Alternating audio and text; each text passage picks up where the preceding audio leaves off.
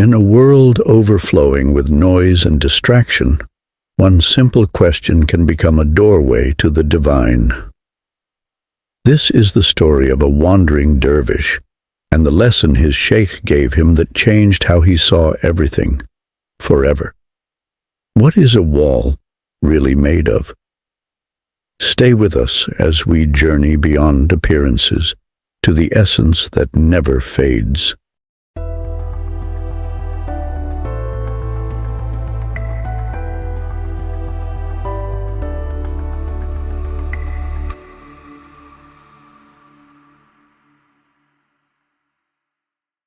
One day, a young Sufi dervish approached his spiritual guide with a troubled heart. "O my Shaykh," he said, "we are taught that God is in all things, that He surrounds us, fills the heavens and the earth. But I am struggling.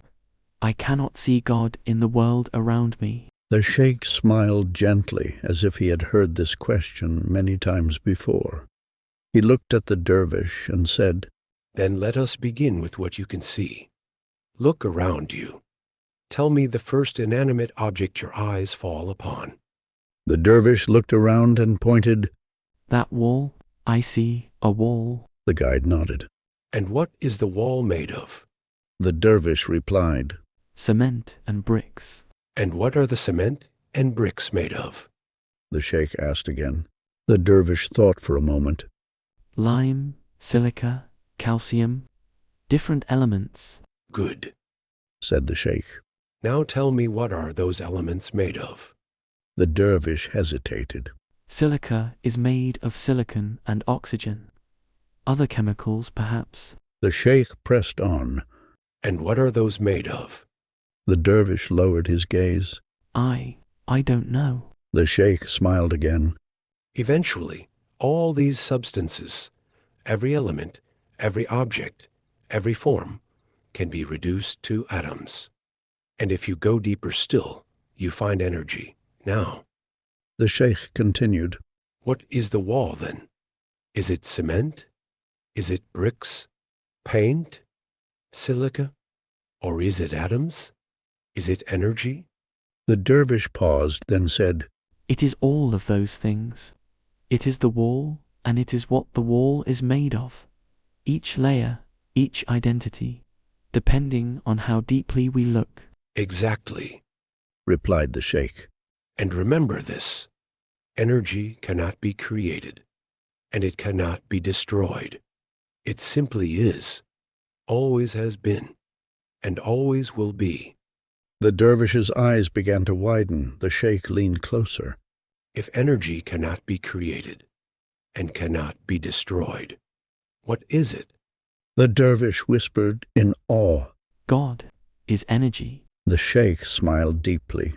"Yes, that is one way to understand the divine, not bound to form, or shape, or matter, but the essence within all things, the source, the sustainer, the silent mover of all movement." The sheikh held up his hand. "When you move your hand, how do you do it?" "By using energy," replied the dervish. "And so," asked the sheikh, "where is God?" The dervish looked around, and then within. "Everywhere. He said softly. In me, in you, in the wall, in the wind, in everything, my Shaykh." And so the dervish learned. To see God is not to see with the eyes, but to perceive with the soul, to know that beneath the surface of all things lies the one who is always present, always near, closer than breath, closer than thought, closer than the beating of the heart, closer to man than his own jugular vein.